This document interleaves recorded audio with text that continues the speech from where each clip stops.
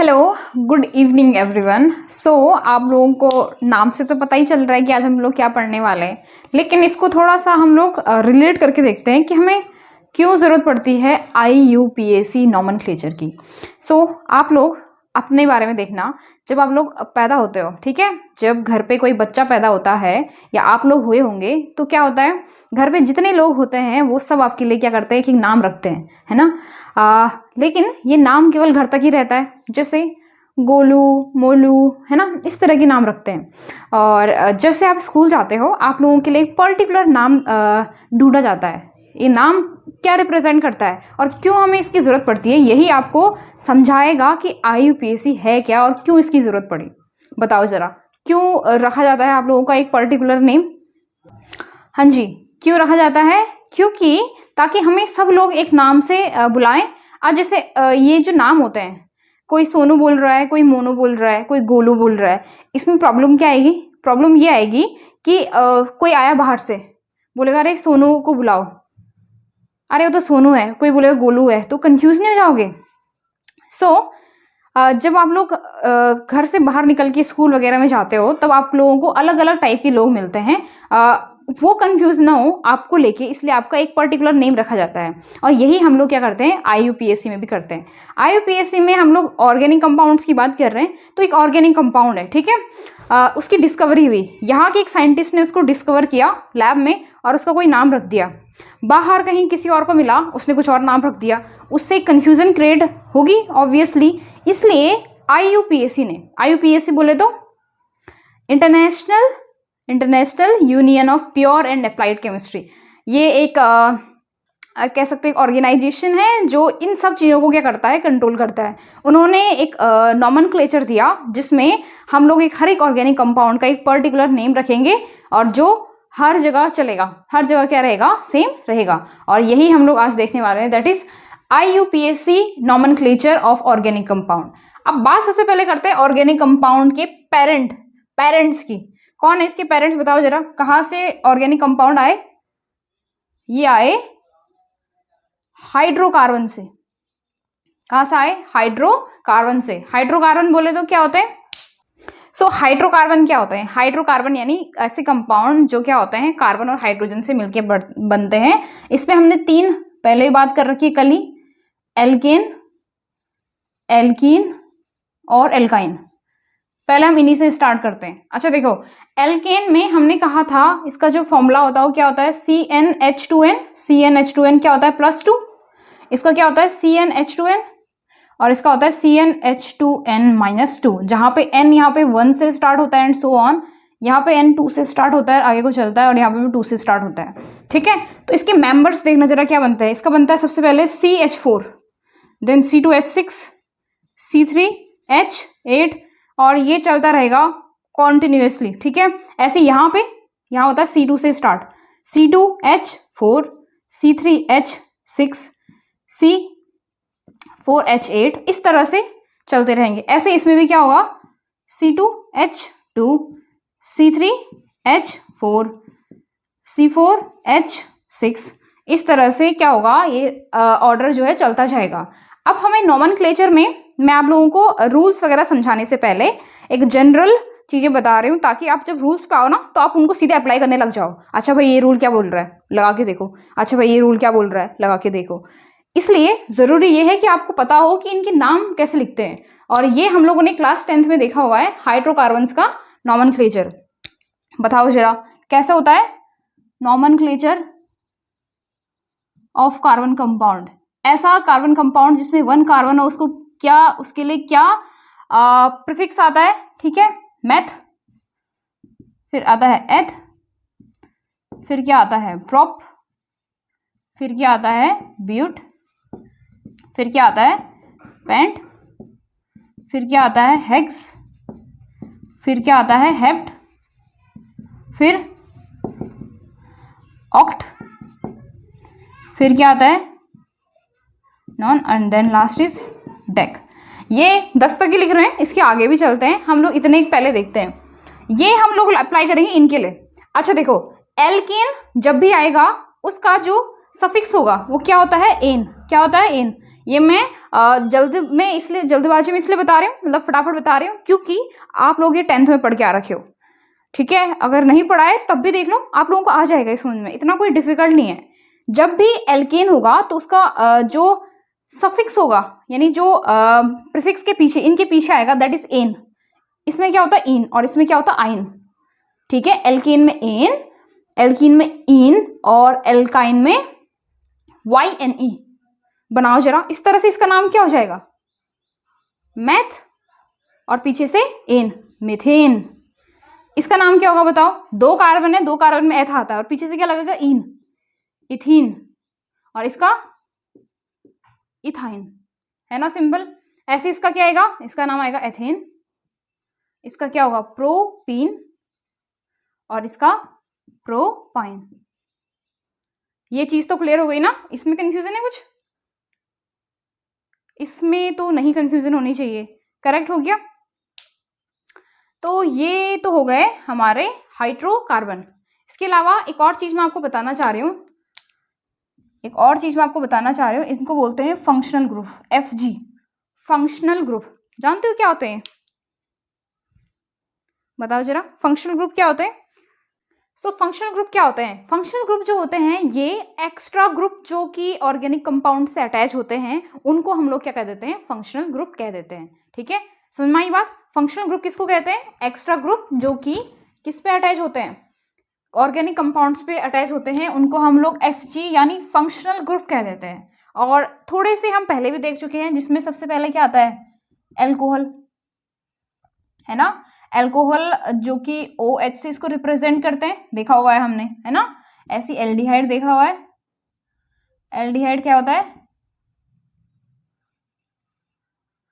CHO। इसी तरह से हमने कीटोन देखा हुआ है, क्या होता है, C+O।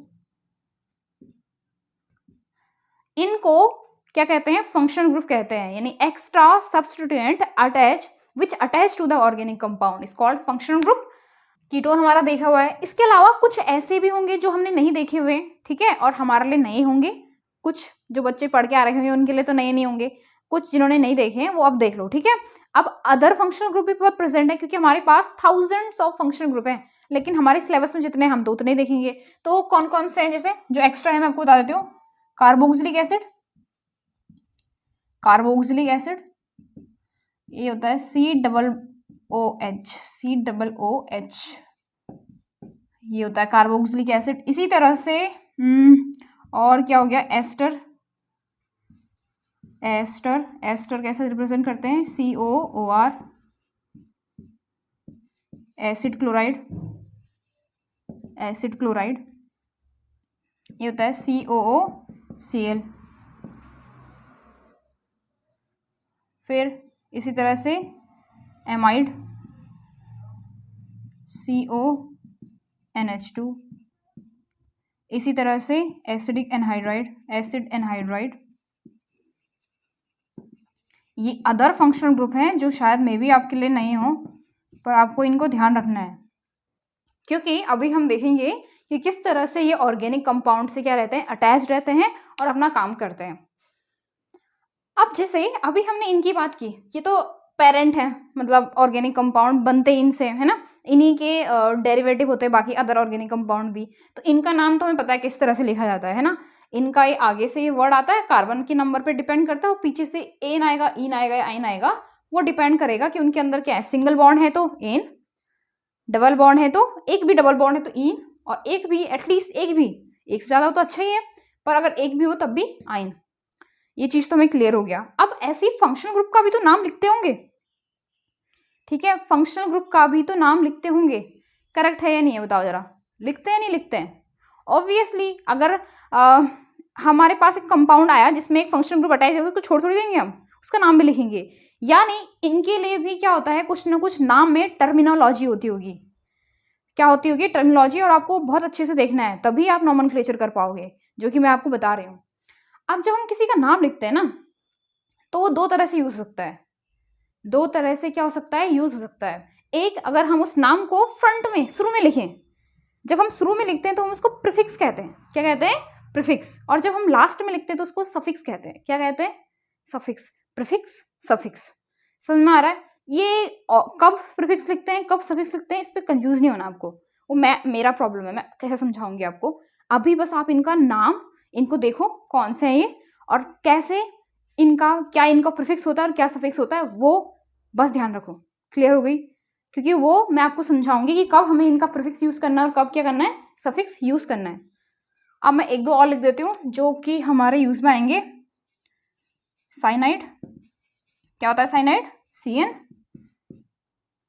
और क्या होता है जो मैंने नहीं लिखा है, जो हमारे लिए इंपॉर्टेंट, हाँ, सल्फोनिक एसिड हो गया, sulphonic acid, that is SO3H। इसी तरह से और कौन से हमारे पास,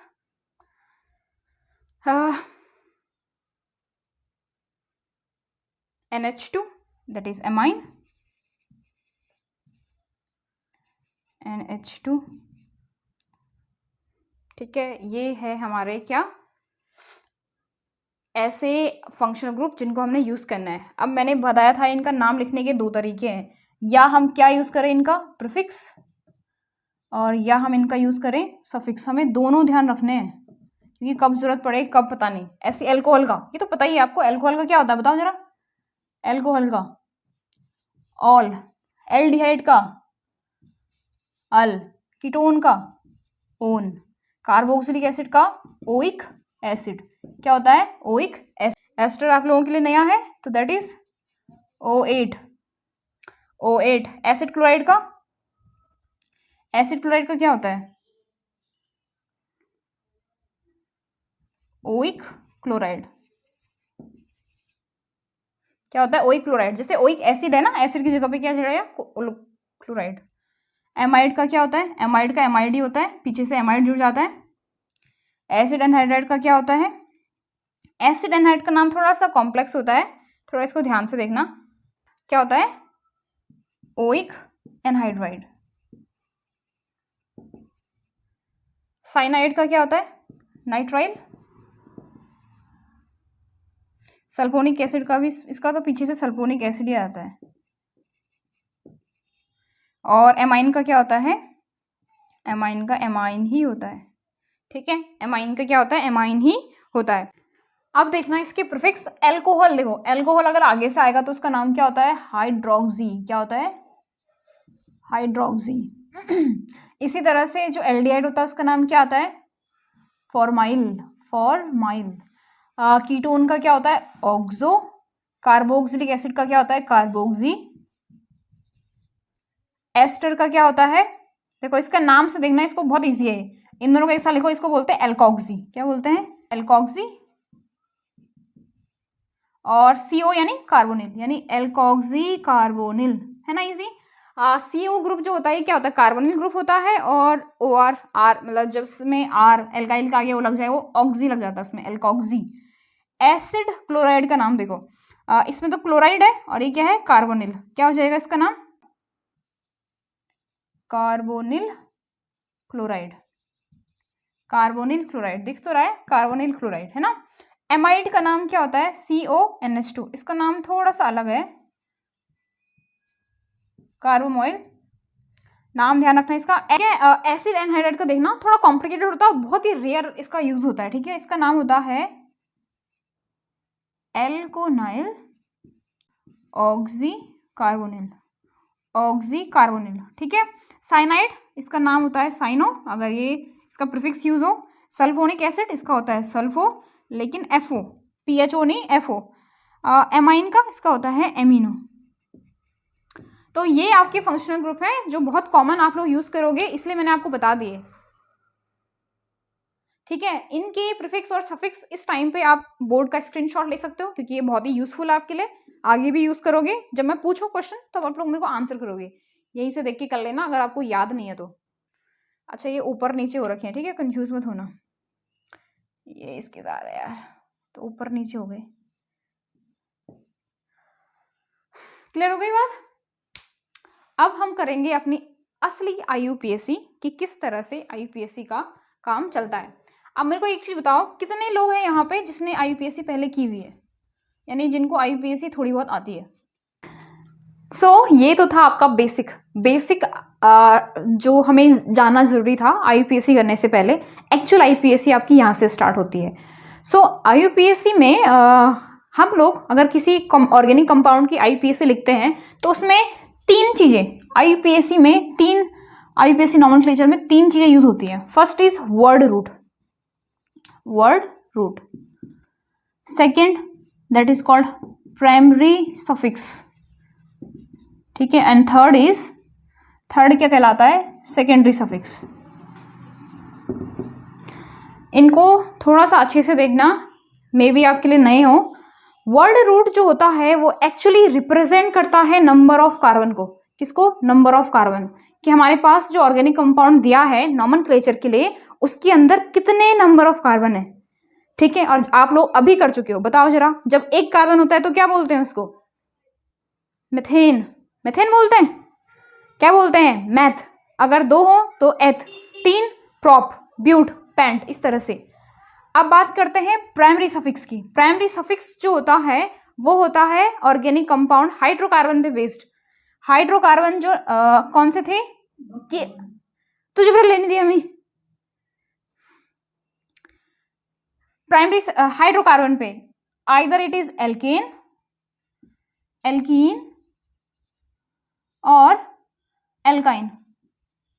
और इनसे क्या चेंज होता है कि अगर सारे सिंगल बॉन्ड है, कार्बन के बीच में सारे सिंगल बॉन्ड है, एटलीस्ट एक भी डबल बॉन्ड है और एटलीस्ट एक भी ट्रिपल बॉन्ड है, तो उससे जो सफिक्स आता है एल्केन में क्या होता है? एन, एल्कीन में इन और एल्काइन में आइन। ये तीन जो हैं वो पॉसिबिलिटी होती है प्राइमरी सफिक्स में आने की, एन, इन और आइन। क्लियर हो गया?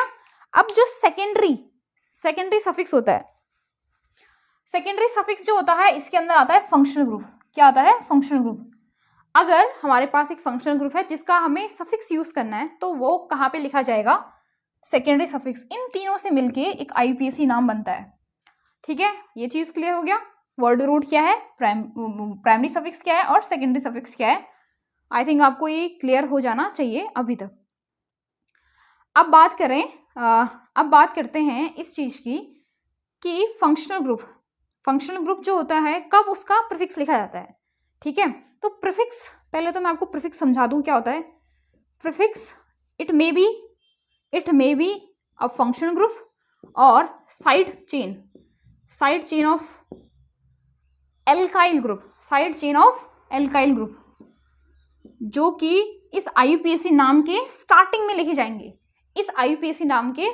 लिखे जाएंगे, उसको हम लोग कह देते हैं प्रीफिक्स, ठीक है। अब फंक्शनल ग्रुप, कुछ ऐसे फंक्शनल ग्रुप भी होते हैं जिनका हमें हमेशा ही प्रीफिक्स यूज करना पड़ता है और मैंने वो आपको नहीं बताया अभी तक। ये जो मैंने बताए थे, ठीक है, ये तो वो थे जिनमें प्रीफिक्स और सफिक्स दोनों है ना, जिनमें क्या है, प्रीफिक्स और सफिक्स दोनों है। एक बार मैं चेक कर लेती हूँ, साफ आ रही वीडियो? ओके। ऐसे फंक्शनल ग्रुप, पहले तो फंक्शनल ग्रुप की बात कर रही हूँ मैं जिनका हमेशा प्रीफिक्स यूज होता है। इसके अंदर पहले आते हैं, ठीक है, इसके अंदर पहले आते हैं हेलोजन, जिसको रिप्रेजेंट करते हैं एक्स से। कौन कौन से होते हैं इसके अंदर? फ्लोरीन, क्लोरीन, ब्रोमीन और आयोडीन। इनका हमेशा क्या यूज किया जाता है? प्रीफिक्स। और वैसे बोलते इनको हेलो हैं इन जनरल। इनके साथ आप क्या बोल सकते हो? फ्लोरो, क्लोरो, लाइक ब्रोमो एंड आइडो। इनका हमेशा प्रीफिक्स यूज होगा, यानी अगर एक ऑर्गेनिक कंपाउंड में आएंगे तो इनका नाम हमेशा स्टार्टिंग में लिखा जाएगा, ठीक है। दूसरे जो होते हैं कुछ और, दैट इज NO2, क्या बोलते हैं इसको? नाइट्रो। इसका भी हमेशा क्या यूज किया जाता है? प्रीफिक्स। इसी तरह से दैट इज डाईएजो, इसका भी यूज किया जाता है। इसी तरह से NO, क्या बोलते हैं इसको? नाइट्रोसो।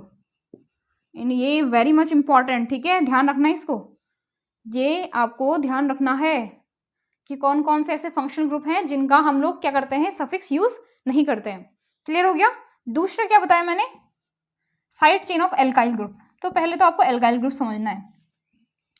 एल्काइल ग्रुप क्या होता है और इनको रिप्रेजेंट करते हैं एक्चुअली R से। R और यहाँ पे डंडा, यानी इसमें एटलीस्ट एक बॉन्ड बनेगा ही बनेगा, एक बॉन्ड बनेगा, सॉरी, एटलीस्ट नहीं, सिंगल बॉन्ड से ये जुड़े रहते हैं किसी ग्रुप से। तो ये होते हैं एल्काइल एल्काइल ग्रुप जो कि एल्केन के डेरिवेटिव होते हैं। एल्केन जब एक हाइड्रोजन से माइनस कर जाता है तो क्या बनता है? एल्काइल। क्या बनता है? एल्काइल। एल्केन जब क्या करता है, एक हाइड्रोजन कम कर देता है खुद से, तो क्या बन जाता है? एल्काइल। लाइक मेथेन है, मेथेन क्या है? एल्केन। अगर मैं इसका हाइड्रोजन कम कर दूं क्या बनेगा? CH3, ये बन गया एल्काइल।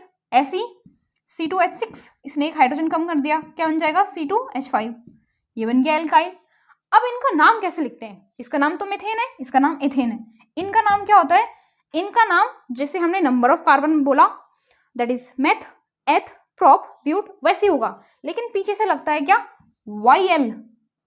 क्या लगता है? YL। तो इसमें सिंगल कार्बन है एक, तो क्या आएगा? मेथ, और पीछे से YL, मेथाइल।